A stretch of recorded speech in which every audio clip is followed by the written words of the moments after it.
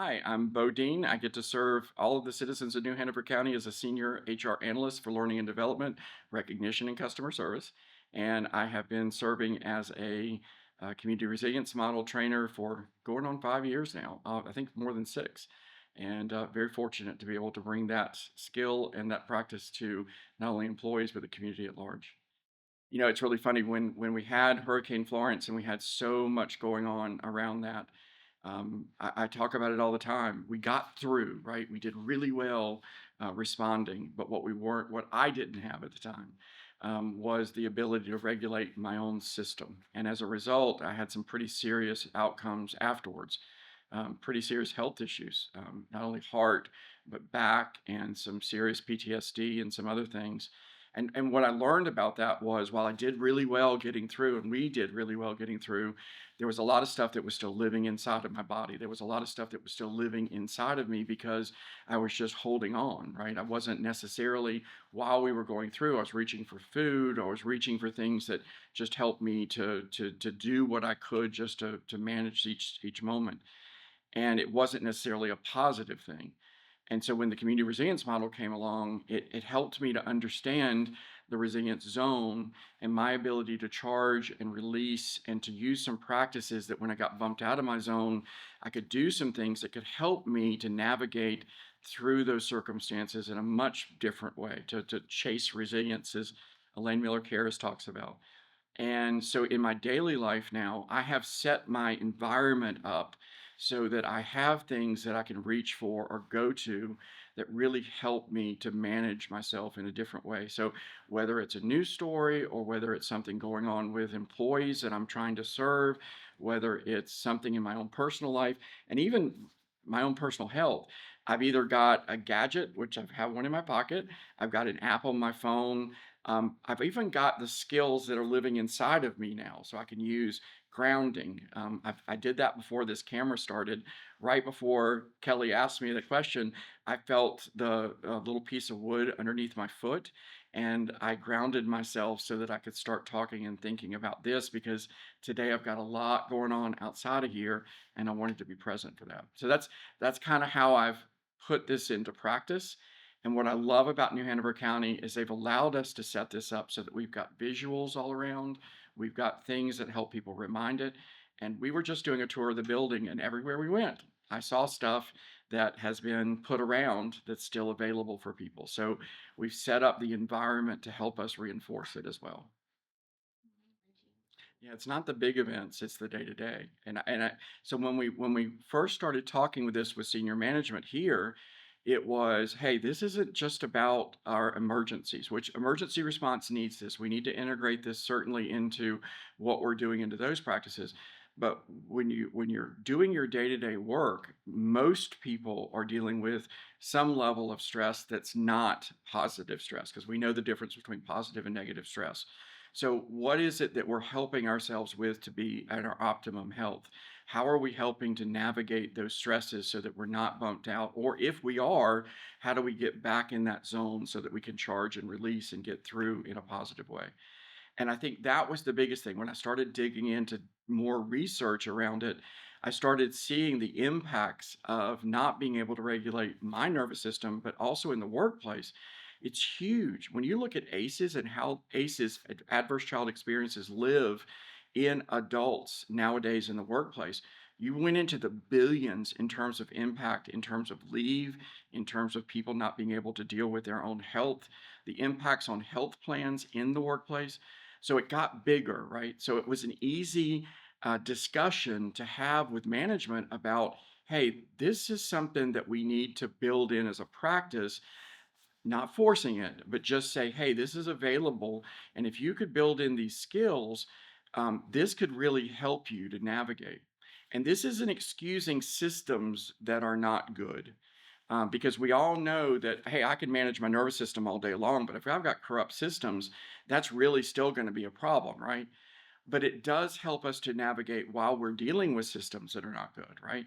And that's power in of itself. For me personally, I work with people on a regular basis that are dealing with folks that are at their very worst. social workers. I've got people that are in fire, in sheriff, in tax, and all these places where people walk in and they're really at their wits' end. How do you keep giving your best to that and not have it live in your body and be able to go home, de-escalate yourself, have a good life, etc., without building in something to help you renourish and charge back and do good things? This is why it became so important. This is why it's so good to have this for me and for the people that I'm working with, so that we can be able to continue that service and still take care of ourselves. So the phrase that's become common is take care of yourself as you're taking care of others so that you can continue to take that care. And that's become power. And all of the skills, whether it's resourcing, grounding, whatever it is, help now in particular, become part of that regular routine to make that happen. Grounding is probably one of my favorite because I'm a very physical person. I always have been physical. And so I love the ability to touch a surface or to do something physical with my body that brings me present. One of my biggest frustrations, and I've been on a journey, it'll be 36 years in April, for my own a change in my own life. Let's put it that way. I'm just going to say it. I've been on a recovery journey for 36 years. I was 22 when I had a major change in my life, and I'm very grateful for that. The frustration for me, because of who I am, because I'm a pretty amped up person, very energetic, without anything else, is that I was having a hard time being present, being in the moment. And they used to make that joke where the present is a present, unwrap your gift, all that stuff. And so one of the things I love about grounding is it brings me right here. I'm at this moment with this camera, with these people in this room. I'm in this moment, and I love that.